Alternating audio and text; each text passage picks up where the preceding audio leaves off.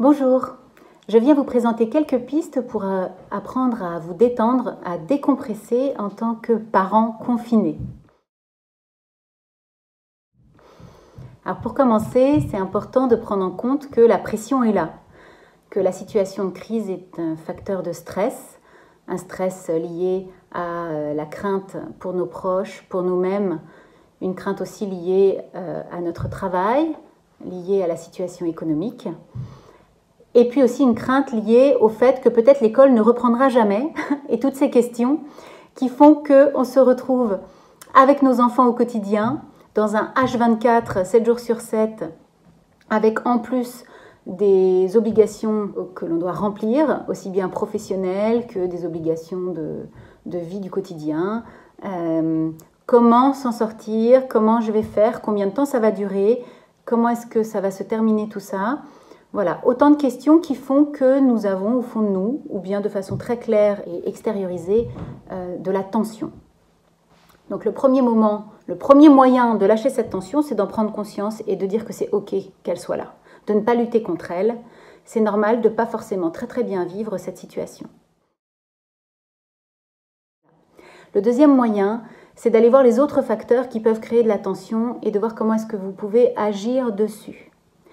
Un autre facteur important à la tension dans un vécu parental, c'est votre perfectionnisme, les besoins et les attentes que je peux avoir par rapport à moi-même, peut-être dans la crainte de ne pas être un parent parfait.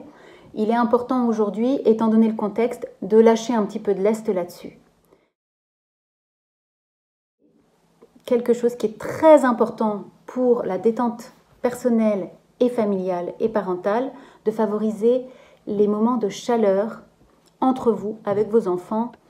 C'est-à-dire que pour pouvoir passer peut-être un peu plus de temps de qualité, un peu plus de temps en étant vraiment présent avec mon enfant, eh bien c'est pas grave si aujourd'hui on mange froid, on mange simple. Si finalement la vaisselle n'est pas faite, si le linge n'est pas fait, si rien n'est rangé, le ménage, ce sera pour plus tard. Personne ne va venir chez vous, ça tombe bien. Et peut-être qu'on peut lâcher là-dessus. Si les enfants ne sont pas habillés pendant une partie de la journée, peut-être qu'il vaut mieux favoriser un vécu serein et où ils s'amusent plutôt qu'une tension pour maintenir un cadre qui n'a peut-être plus trop besoin d'être là. La chaleur aussi, c'est aussi la disponibilité dans laquelle vous allez être lorsque vous serez présent à votre enfant. Il va être important, et je pense que vous avez commencé à le mettre en place, mais donc à re-questionner les moments qui vont être consacrés au télétravail, au travail, les moments où peut-être l'un ou l'autre part vraiment travailler, et les moments où vous allez être en famille, en présence de vos enfants vraiment, les moments où vous allez les mettre peut-être devant un écran pour avoir du temps pour vous, et les moments où vous allez vous rendre disponible. Ces moments de disponibilité, il est vraiment important qu'ils soient chaleureux, que vous soyez présent. Une présence dans le regard, l'écoute, peut-être même les câlins. Cette présence fera que le vécu de l'enfant sera positif, qui vous renverra quelque chose de positif, de plaisir, de joie d'être avec vous, de satisfaction.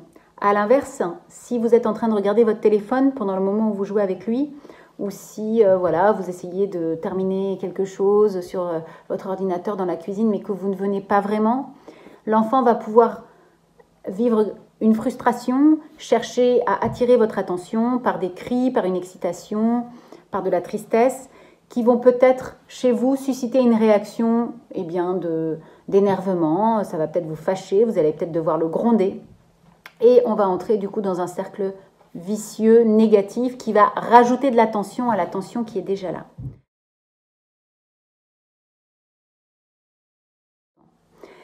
Ensuite, c'est aussi la coparentalité. Dans quelle mesure est-ce qu'on se partage les tâches avec mon conjoint? Pour ça, il y a une question importante à vous poser, tout à fait judicieuse, qui est, lorsque la crise sera finie, qu'est-ce qui fera que je me dirai que ce moment a été propice? Qu'est-ce qui fera que je serai satisfait du moment que j'aurai passé?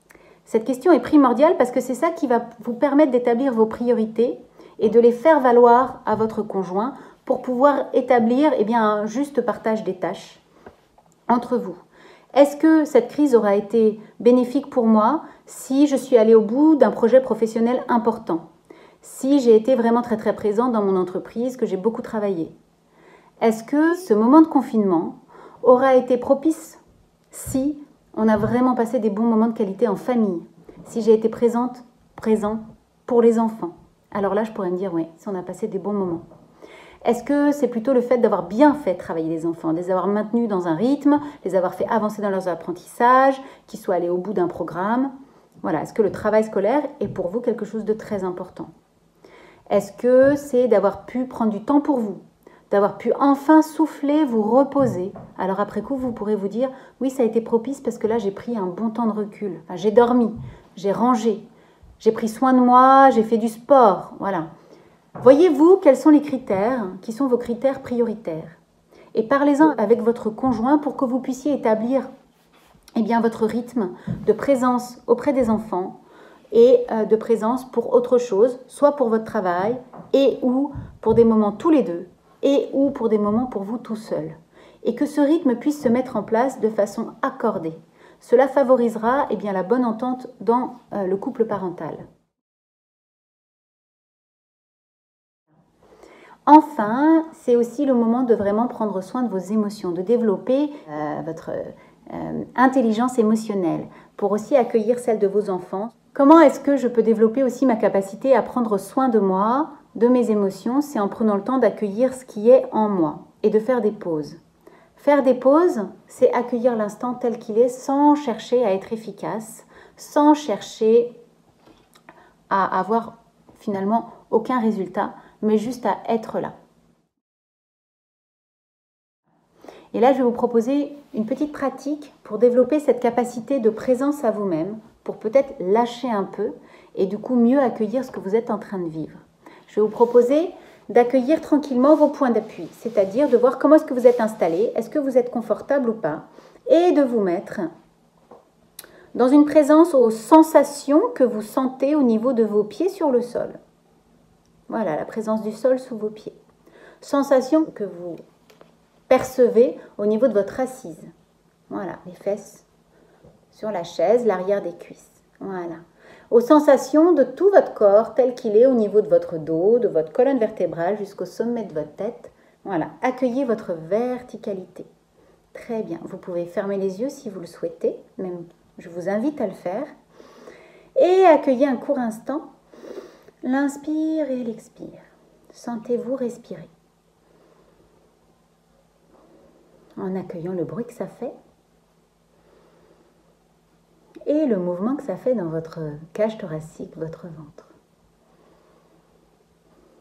Et maintenant, les yeux fermés, je vais vous proposer d'aller déposer les paumes de vos mains sur vos yeux, comme des petites coquilles. Voilà. Tout doucement, déposez-les et accueillez toutes les sensations qui vous viennent.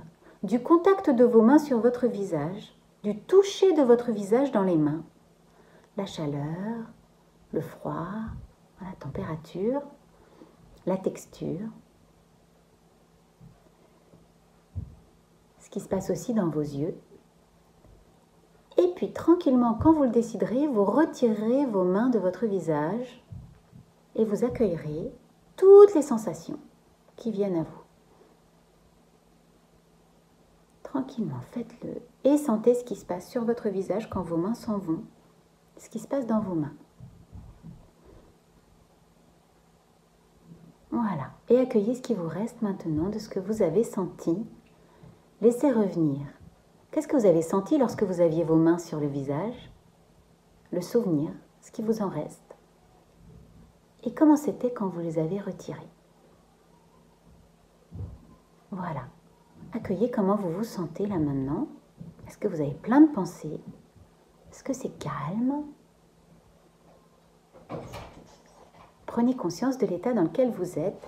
Prenez conscience si vous avez eu beaucoup de pensées ou si vous avez été vraiment présent dans l'exercice et qu'est-ce que cela vous apporte. Voilà.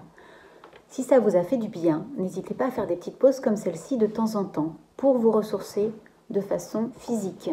Posez votre mental. Et puis prenez le temps de prendre soin de vous en tant que parent, de baisser vos exigences, de développer la capacité à être chaleureux et de développer aussi votre capacité à être coparent avec votre compagne pour mieux accompagner ce moment de confinement et de baisser les stress là où ils peuvent être maîtrisés. Je vous souhaite bon courage et un bon confinement. Au revoir.